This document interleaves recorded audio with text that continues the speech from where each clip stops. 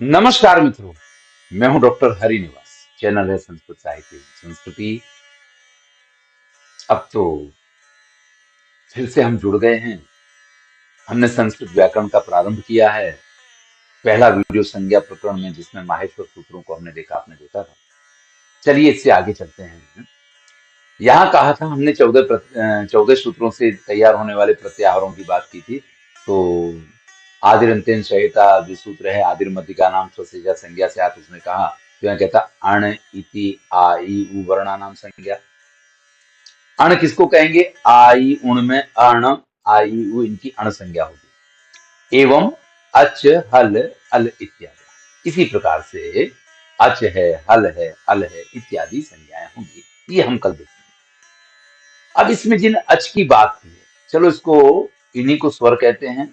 हमने आपसे कहा था कि अचाह स्वराह आगे आएगा, तो अच को स्वर कहते हैं। और स्वर्ग ही ह्रस्व दीर्घ या प्लुत होता है। हमने बात की थी आपसे कि जब व्यंजन के साथ स्वर मिलता है तभी वो व्यंजन उपयोग के योग्य बनता है या उच्चारण के योग्य बनता है, नहीं तो उसका उच्चारण करना बहुत कठिन है। और अकेला व्यंजन होता है तो हम छंद में भी उसकी मात्रा नहीं गिनते हैं। हम उसको स्वर के आधार पे ही, यानी अगर ह्रस्व स्वर है तो हमने कहा था एक मात्रा, दीर्घ स्वर है तो दो मात्रा, और प्लुत है तो तीन मात्रा। इस प्रकार से हम उसकी मात्राओं को काउंट करते हैं। तो उसका आधार क्या होता है? ह्रस्व दीर्घ प्लुत। चलिए हम जानते हैं, कहते हैं उकालो ज्रस्व दीर्घ प्लुतः उश्च ऊश्च ऊश्च वह वाम काल इव कालो यस्य सो अच क्रमात् ह्रस्व दीर्घ प्लुत संज्ञा से। देखिए, अगर हम बोलते हैं उश्च, हम बोलते हैं ऊश्च, और हम बोलते हैं ऊश्च, उश्च उश्च ऊश्च, ऊ ऊ और ऊ, ये हुई ह्रस्व दीर्घ और प्लुत। काल इव काल, इसमें दो चीजों का महत्व है। यहां कहते हैं कि काल, समय, यानी अगर हम ऊ बोल रहे हैं तो उसमें जितना समय लगता है, जितनी शक्ति लगती है, जब हम दीर्घ ऊ बोलते हैं तो उससे डबल समय लगता है। ऊ ऊ।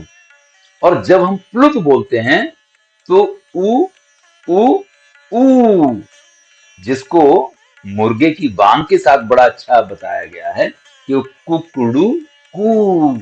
तो ये जो कू है पहला, उसमें ह्रस्व है, और जब हम कुकड़ू बोलते हैं तो उसमें दीर्घ है, और जब हम कुकड़ू कू बोलते हैं तो उसमें उससे 3 गुना ज्यादा टाइम लगता है, तो वो प्लुत होता है। इसके लिए कहते हैं अच जो है, यहाँ पे जो कहा था ना, आ ई उ रिल री ए ओ आई औ, इनकी अच संज्ञा थी। तो ये जो स्वर हैं, इनकी क्रमशः, क्रमशः यानी उच्च है तो ह्रस्व संज्ञा है, ऊष्य है तो दीर्घ संज्ञा है, और ऊ, ये जो 3 लिखा हुआ है ना, ये ऊ को 3 गुना करना है। ये 3 लिखा हुआ है, तो ये 3 क्या व्यक्त करता है? ऊ को 3 गुना समय देना, तो इसकी प्लुत संज्ञा होती है। सा प्रत्येकम उदात्तादि भेदन त्रिधा। अब देखिए, स्वर जो है वो कौन कौन से हैं?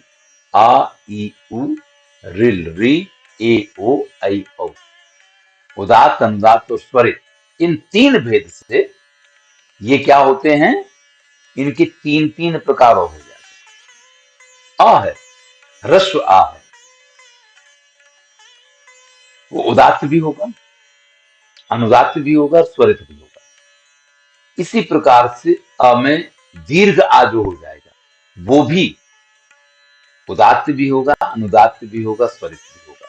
अब आप कहेंगे साहब, ह्रस्व दीर्घ तो हमें पता है, थोड़ा प्लुत भी हमारी समझ में आ गया कि 3 गुनी संज्ञा, ये उदात्त, अनुदात्त और स्वरित क्या है? तो देखिए, वेदों में इसका बड़ा ही महत्व हुआ। चलिए, इस उदात्त, अनुदात्त, स्वरित को अगर हमें और स्पष्ट करना है तो थोड़ा हम संगीत की तरफ चले। देखिए, संगीत में सा रे ग म प ध नि सा वही होता है, लेकिन जब हम उसको मंद्र सप्तक में बजाते हैं हारमोनियम में, तो उसको मंद्र कहते हैं। मध्य में बजाते हैं तो उसको मध्य कहते हैं। और जब उसको तार में बजाते हैं तो तार हो जाता है, तार सप्तक हो जाता है। अब इसका मतलब ये नहीं है कि तार सप्तक में जो सा है वो कोई प्लुत हो गया है, रे है वो प्लुत हो गया है। कोई गीत आप तार सप्तक में गा रहे हैं तो इसका मतलब ये नहीं है कि उसकी मात्राएं बढ़ जाएंगी, मात्राएं उतनी ही रहेंगी, खाली आपका स्वर जो है वो तार सप्तक का हो और उसको ऊंचा स्वर कहते हैं। संगीत की भाषा में क्या कहते हैं, सुर थोड़ा नीचा हो रहा है, सुर थोड़ा ऊंचा हो रहा है, सुर में थोड़ी सी, और अगर बराबर है तो समाहारा स्वरिता। तो जैसे हम संगीत में ये देखते हैं ना, उसी प्रकार से यहाँ ये उदात्त अनुदात्त और स्वरित हैं। जब इसको तार सुर में आप देखते हैं तो आप मान लीजिए ऊंचा सुर है तो आप इसको कहेंगे उदात्त। अगर आप इसको बिल्कुल सड़ज में गा रहे हैं, मंद सप्तक में गा रहे हैं, तो आप इसको कहेंगे अनुदात्त। और अगर उसी का उच्चारण आप समाहारा स्वरिता मध्य में कर रहे हैं तो उसको स्वरित कहा जाए। इससे ज्यादा समझाने की मुझ में शक्ति नहीं है। चलिए हम इसको थोड़ा सा एक चार्ट में देख लेते हैं।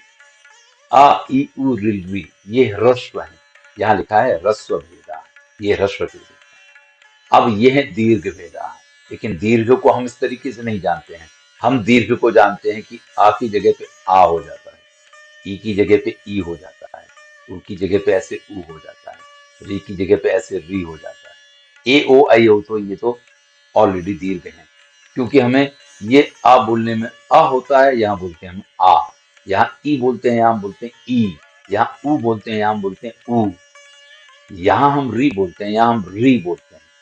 लेकिन ए पहले से ही उसमें डबल समय लगता है, तो ये ए ओ आई औ ये चार जो हैं इनका कभी भी समावेश ह्रस्व में नहीं होता। अब जब प्लुत की बात करते हैं तो इसी आ के साथ अगर आप इन सबके ऊपर तीन की एंट्री कर दीजिए, तीन लिख, यानी आ तीन गुना हो जाएगा तो प्लुत हो जाएगा। आ ई उ री ली ए ओ आई औ, तो ये प्लुत हो जाएगा। एक सूत्र बीच में रह गया।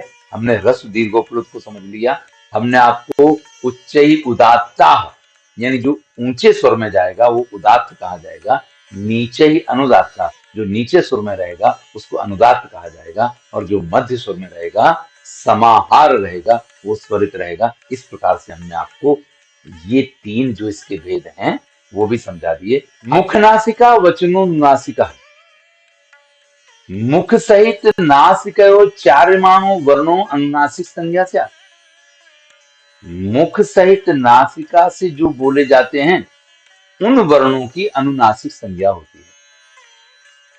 तदित्थम आ ई उ री एसाम वर्णानाम प्रत्येकम अष्टादश भेदा। चलिए अब इसको हम बाद में समझते, पहले हम इसको समझ लेते हैं कि मुख सहित नासिका से जिनका उच्चारण होगा उनको अनुनासिक कहा जाता है। अब मुख सहित नासिका से उच्चारण, देखिए कुछ लोग बोलते हैं वो शुद्ध उच्चारण करते हैं, मुख से ही बोलते हैं, लेकिन कुछ लोग बोलेंगे तो उनके उच्चारण में नासिका का स्वर जुड़ता है। और एक बड़ा ही महत्वपूर्ण बात यह है कि नासिका का सुर कई बार लोगों को आकर्षित भी करता है, यानी सिर्फ मुख से बोला हुआ कुछ रुक्ष सा लगता है, लेकिन नासिका के साथ जब वो जुड़ता है तो वो उच्चारण लोगों को कुछ अच्छा भी लगता है। कई बार आपने हमारे माननीय प्रधानमंत्री नरेंद्र मोदी जी को भी मित्रों, ये जो मित्रों होता है ना, इसमें नासिका के साथ उच्चारण, कई बार वो जब बोलते हैं तो नासिका के साथ उनका उच्चारण। एक हमारे यहाँ हिमेश रेशमिया जी हुए हैं, वो गायक हैं, तो वो जब गाते हैं तो उनके अधिकांश जो वर्ण हैं वो नासिका के साथ उच्चारित होते हैं। तो नासिका के साथ बोले जाएंगे वो अनुनासिक होंगे, अन अनुनासिक, और जो नासिका के साथ नहीं बोले जाएंगे वो शुद्ध होंगे, तो उनको शुद्ध नहीं, उनको अननुनासिक कहा जाए। ठीक है ना। तो अब कहते हैं कि आ ई उ री ये जो है ना, देखिए ये ह्रस्व भी हैं, यहां जो हमने देखा था आई उ री जो है ये ह्रस्व है, ह्रस्व के साथ ये दीर्घ में भी पाए जाते हैं आई उ री है, और उसके बाद ये प्लुत में भी पाए जाते हैं।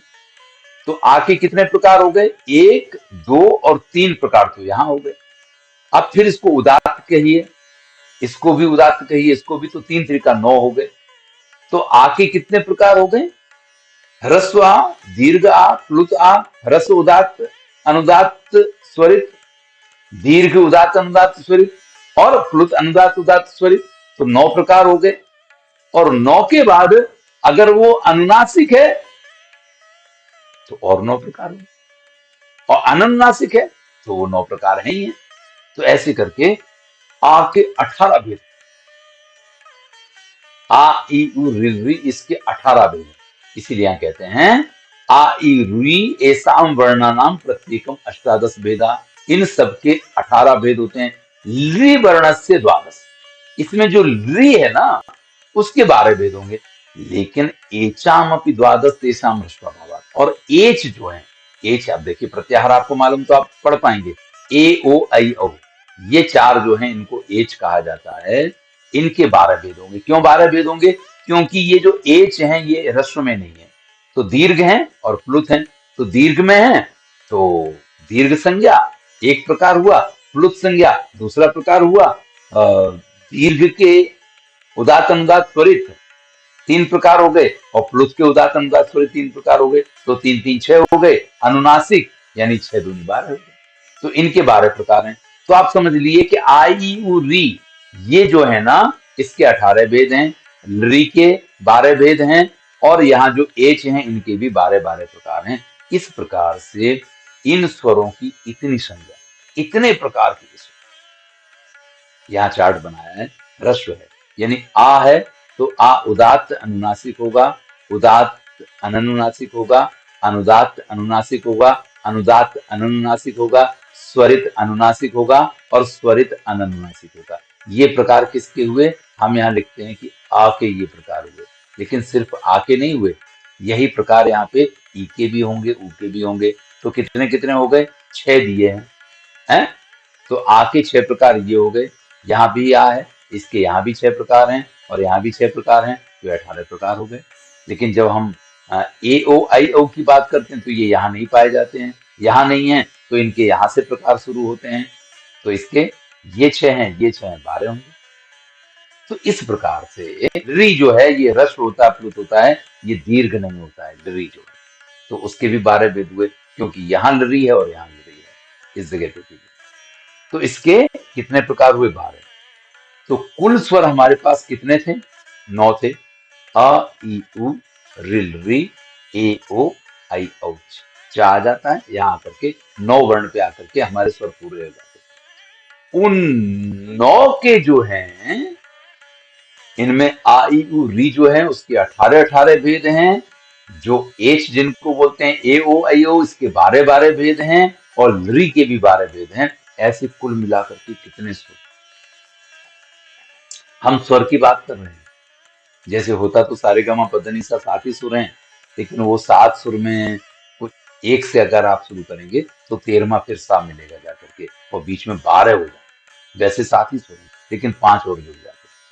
और फिर उसके भी बहुत सारे प्रकार होते हैं, और तब ये तरह तरह के है। तो 7 सुर, लेकिन उस 7 सुर से कितनी राग रागिनियां और कितनी चीजें तैयार होती हैं। इसी प्रकार से यहाँ पे वैसे तो 9 स्वर ही आपको मुख्यतः बताए गए, लेकिन वो ह्रस्व होते हैं, वो दीर्घ होते हैं, वो प्लुत होते हैं, वो उदात्त होते हैं, वो अनुदात्त होते हैं, वो स्वरित होते हैं, वो अनुनासिक होते हैं, वो अनुनासिक होते हैं, और इस प्रकार से उनकी इतनी सारी संज्ञाएं, इतने सारे भेद। तुल्यास्य प्रयत्नम सवर।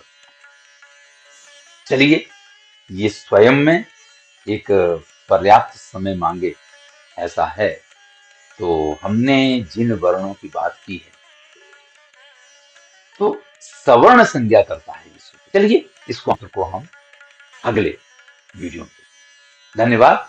आज हमने स्वरों के बारे में ज्ञान प्राप्त किया है, तो स्वरों को समझें और फिर इसकी चर्चा अगले वीडियो। आपका कार्य आपको याद रहना चाहिए। कुछ भी हो जाए आप ये निश्चय कीजिए, किसी के उपयोग का है नहीं है, आप कम से कम अपने व्हाट्सएप ग्रुप में, अपने फेसबुक पे, जहां आपको ठीक लगे, मैसेज में इसका लिंक 5 लोगों के साथ शेयर कीजिए, 3 लोगों के साथ शेयर कीजिए कम से कम। अगर इतना आप करेंगे तो अवश्य ही अ, आपको भी इसका लाभ होगा। कोई ना कोई आपकी भी प्रशंसा करेगा कि आपने अच्छी चीज दी। अगर आपको समझ में नहीं आ रहा तो आगे मत बढ़िए। और इससे इस चैनल को लाभ होगा, और अगर चैनल को लाभ हुआ तो बहुत बड़े समुदाय को इसका लाभ पहुंचेगा, क्योंकि यहाँ मेरा सन्निष्ठ प्रयास है कि मैं आपको, जैसा इस चैनल का नाम है संस्कृत साहित्य एवं संस्कृति, ऐसा सब कुछ यहाँ आपको उपलब्ध करवाऊं। ईश्वर से प्रार्थना है, स्वास्थ्य के लिए तो ईश्वर हमेशा साथ देता है। मैं अस्वस्थ नहीं था, मैं पूरी तरीके से स्वस्थ हूँ और स्वस्थ था। हाँ, इस समय में मैंने मेरे माता पिता दोनों को खो दिया है, और वो एक थोड़ा मानसिक स्थिति ऐसी थी कि उनके साथ बहुत लगाव था, इसलिए काफी समय आपसे दूर रहा।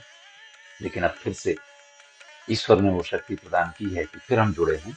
तो अब ये यात्रा हमारी रुके नहीं, आपको भी इसमें साथ देना है। धन्यवाद।